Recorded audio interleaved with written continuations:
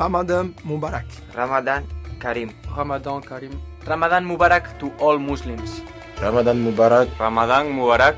Ramadan Mubarak to all Muslims. Have a blessed month.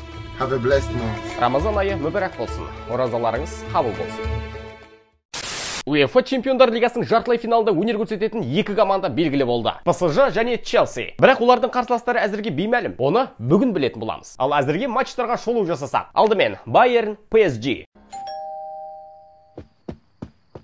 Hello? Yes?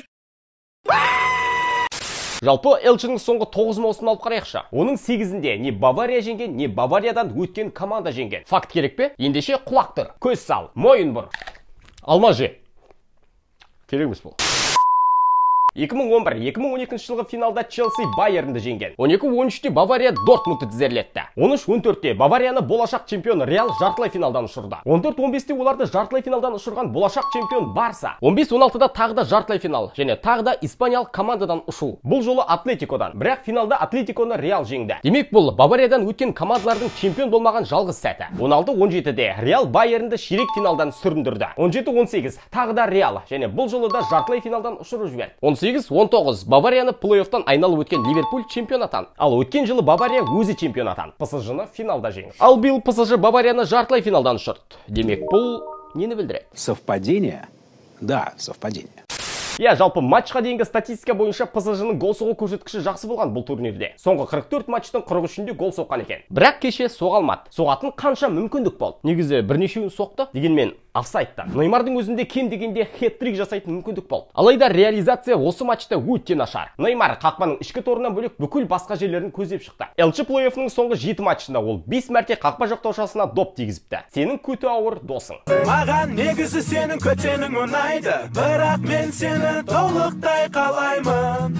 Маңдайша және бағана бұл Неймардың жауы ма, әлде Нойердің досы ма, ол жағын білмедім. Бірақ сол күні Неймар расымен де сол аяғымен тұрған секілді. Соның өзінде матчтың үздік ойыншысы атанды. Реализация 0 болғанымен, Неймардың бұл ойында қарқыны өте жоғары болды. Өткен жылы финалда көз жасы көл болған еді. Енді сол сезімді өзін көз жасына малындырған қарсыластарына берді. Көз жасына қалма деген осы екен ғой. Күлімде мәңгі жылама қызым. Okay. Өткен жылы Неймар жылағанда басты жұбатушы Алаба болған еді. Енді биыл өзгеше. Алабаны жұбатушы Неймар. Екі ойыншының бір-біріне деген құрметі ерекше. Респект.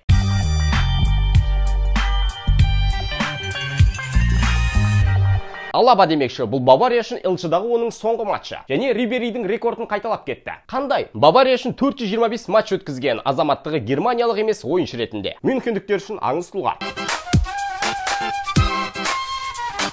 Сен соқпасаң саған соғады. Бұл футбол қағидасы кешеде орын алды. Неймар секілді көп момент қажет емес маған, дейді Эрик Максим Шупомотинг, жалғыз голдың авторы. Жалпы Шупомотинг осыған дейін өзінің бұрынғы командаларына қарсы кездесуде көп гол соға бермейтін. Бірақ PSG-ға қарсы 2 ойын, 2 гол. Шальке сапында жүріп Бавария қарсы 17 матч өткізіп бір ғана гол соққан еді. Білдік қай команданы ерекше жақсы көретіндігін.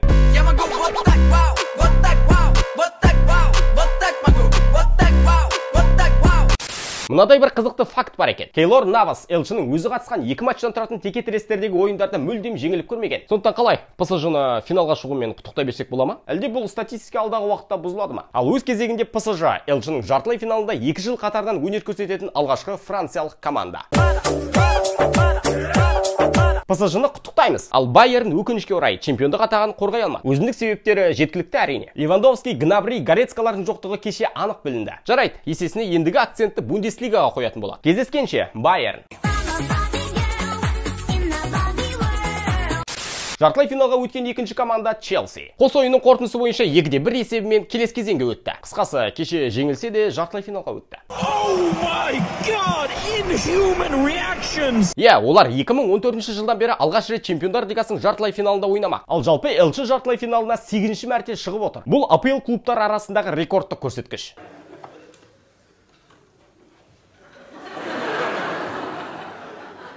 Матчтағы жалғыз голдың авторы Мехди Тареми қайшылап тұрып тамаша соқты. Және Портудың Чемпиондар Лигасының осы маусымына қойған дәу нүктесі. Ал Таремидің Жируға берген керемет жауабы.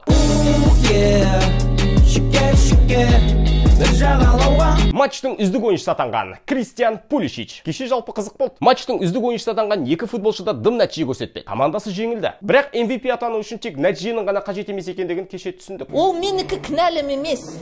Алғашқы күн аяқталды. Енді жартылай финалға өтетін тағы екі команданы бүгін анықтаймыз. Ливерпуль, Реал және Дортмундтық Боруссия, Манчестер Сити. Реал алғашқы ойынды 3-1-мен жеңді, ал Сити 2-1-мен. Бірақ қарымта матчтарда камбэк болып кетуі де ғажап емес. Біз күтеміз, сіздер де қараңыздар. Ойнамаңдар, әділ емес. Қотақпас, нахуй немен алмам жеп отсың, нахуй көтің сігіп жіберем ба, нахуй. Кел бері, қолыңды созмаған еңбектен тербеле, билесін көзгелер бұл битпен сөз берем, ақталат маңдай тетерлеткен еңбектеп. Кел бері, қолыңды созмаған еңбектен тербеле, билесін көзгелер бұл битпен сөз берем.